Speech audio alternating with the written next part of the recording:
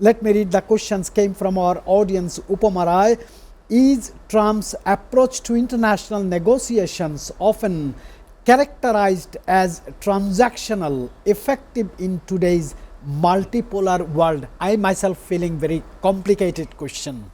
Right. Thank you so much for bringing me in the studio today, and thanks for the question from the audience. So, I think Donald Trump has making a relentless effort to make global peace in different corners of the world, like as he said, in Rwanda, in Congo, the fresh deal that happened.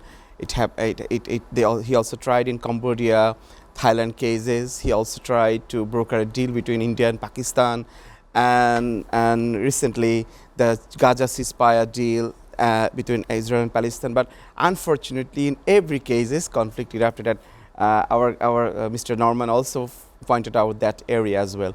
So currently, UK also trying to broker a deal between Ukraine and Russia.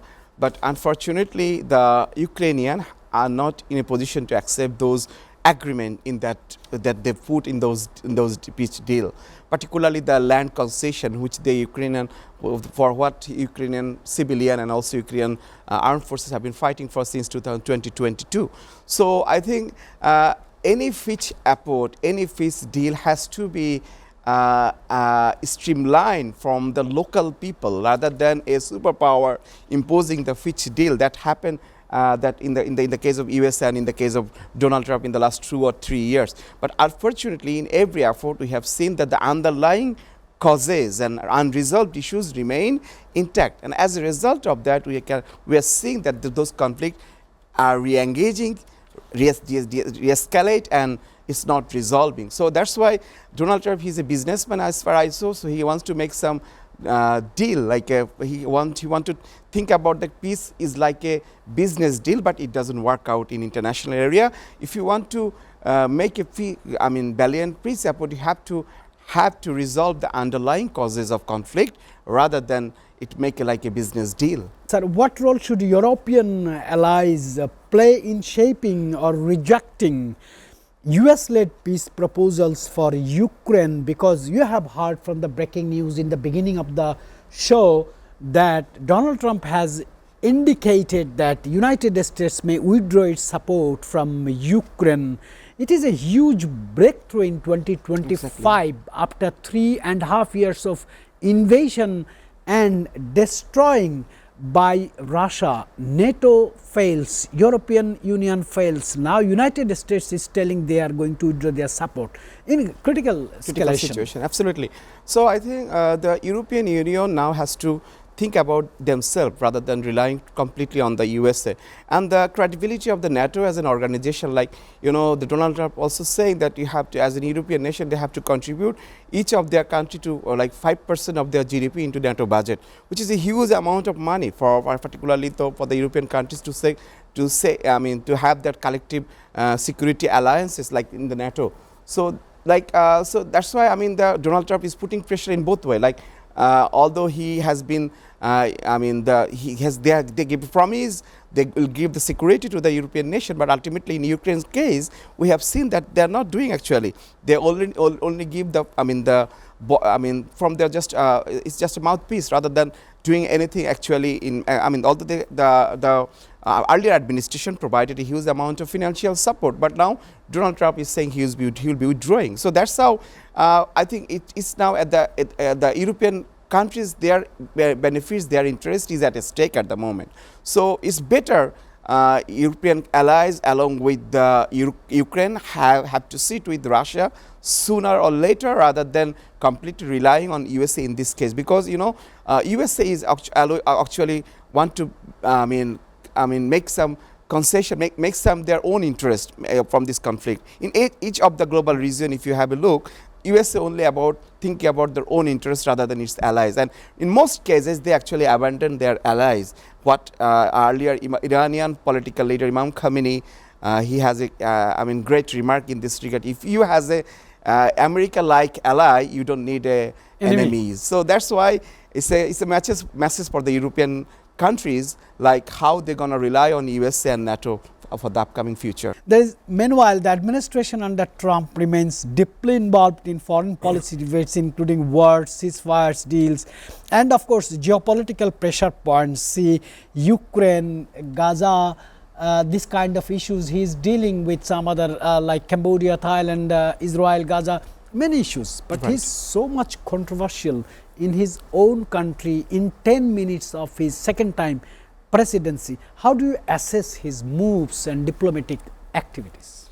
Thank you. So I think we have to look into the critically the Trump 2 administration. Like when he came into power in the second times, it was really a miracle. Like, and then the way he actually reshaping the American political system and American political structure. Now, in the earlier question you raised that he is now going to fire the Federal Trade Commissioner, which is a vital force. In 1915, it was created, and it was said in the statute that unless any issues of negligence or negligence of duty or malfeasance in office, you cannot remove the Federal Trade Commissioner arbitrarily this way. But unfortunately, the Supreme Court, there is a huge majority for the Donald Trump at the moment, so they already give him a signal that he can fire the Federal Trade Commissioner. But I think this is a huge questions on the American democratic system, which is supposed to be a balancing system. You know, the Congress, which is composed of Senate and House of Representatives. In the Senate, it is always some kind of balance, which actually create a accountability on the presidential power. But and also these independent federal independent agencies, they used to work like most of them work as the independent executive agency or independent regulatory commission or board, where most of the board have 5 to 7 members, and these 5 or 7 members are actually come from both Democrats and Republicans, and that's where they actually create a checks and balance in the American democratic system, so that elected president has not have the absolute power on those agencies. So that's how American democracy has a unique system of checks and balances that we studied in our literature. But now this way of giving power to Donald Trump to dismiss all their independent agencies chief or their board members actually will carve down the democratic system, and the bipartisan way, that create the accountability checks and balance, which will be heavily jeopardized. And internationally, we also seeing that consequences because of this kind of bipartisan system is broken down. You will lose there lots of potential people, lots of brilliance through the eyes of when you set up someone. Because of their political affiliation, you will lose many brains, you lose many intellectual people. And that's what's happening America when they're trying to broker peace in many parts of the world. You do not have the intellectual people who can broker a good deal. So that's why Donald Trump have limited option because of this kind of politically appointing someone in this independent agency board, which is actually lost his credibility as a president, also lost American credibility in his foreign policies and also other aspects as well. A recent report warns that over 9,000 children in Gaza were hospitalized for acute malnutrition in October, underscoring severe humanitarian distress despite the ceasefire. Being a Muslim, being an educated person, being a professor, being an analyst, what comments you want to do on that? After that, I will go to our international affairs commentator. So I want to make responsible for this, huge humanitarian crisis for the Donald Trump, his peacemaking effort, and also some of the Arab leaders who actually agreed upon those ceasefire deal. Actually, they should be made responsible for this death and malnutrition that the Palestinian Gaza children are now facing. You know, immediately after the ceasefire deal has been brokered, we have seen severe violation by the Israeli forces. They still not allowing the international food supplies and international humanitarian agencies to work in reconstruction and rehabilitation of the Palestinian population, particularly the children, elderly, and women who have suffered.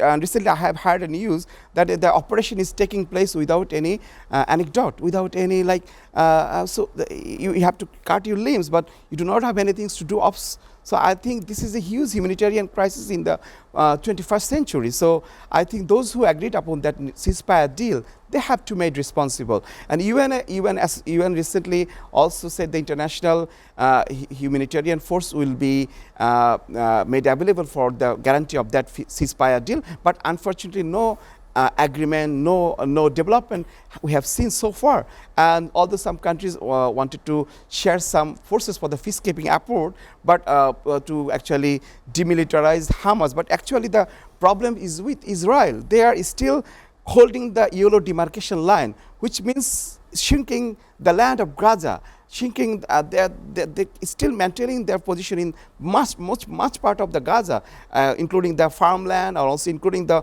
border to Egypt. So what is the outcome of this peace negotiation deal? It's actually everything is violated by the Israeli forces, and even their Israeli chief of the defense forces has said they will not withdraw from that position. So I think this is actually a shame from the international community, the way they abandon the children and the malnourished children and elderlies and women in Gaza, such as a humanitarian crisis they are facing at the moment. Even the summit, when the international bodies recognize Palestinian as an independent state, what is their position now? So it's just a complete mockery with the global people. So you recognize the state and you are not giving your support to that state to maintain its internal needs, the nation needs, the children, the elderly, the women are suffering. Why you do this kind of joke by recognizing a Palestinian state? And if you do not uphold your commitment that way, so what is the purpose of doing that mockery, doing that joke with the international community? You are telling something very practical. The Western world or Japan already taken the measures. My question is to you, sir. You are teaching in such an university, which is called the Oxford of the East. We need awareness, and government should be pro-people active. What do you think? Where is the problem? Why government cannot connect the rights or needs of the general citizens? Ultimately, they are the owner of the country.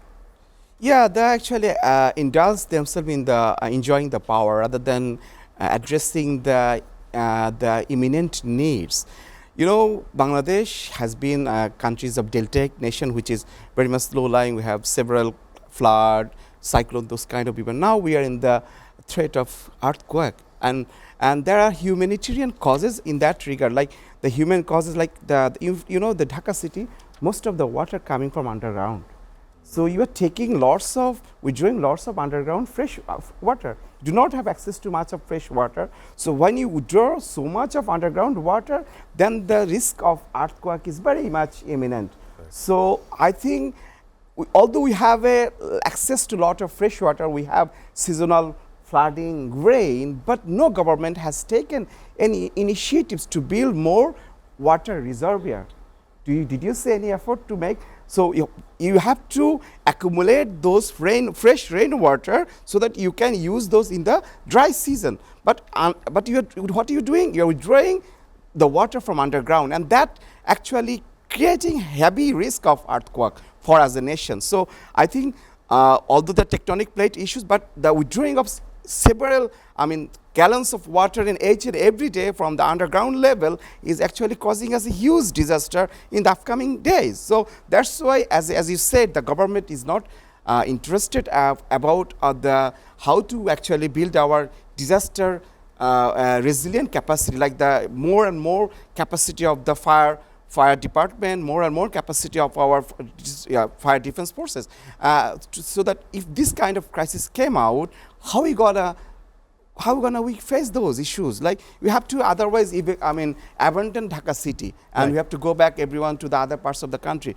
So it is a high time to take alternative policies. You have to stop withdrawing underground water arbitrarily. You have to make fresh water resources. You have to clean your river so that right, you can use those fresh water, river water, for the household uses. Right, sir.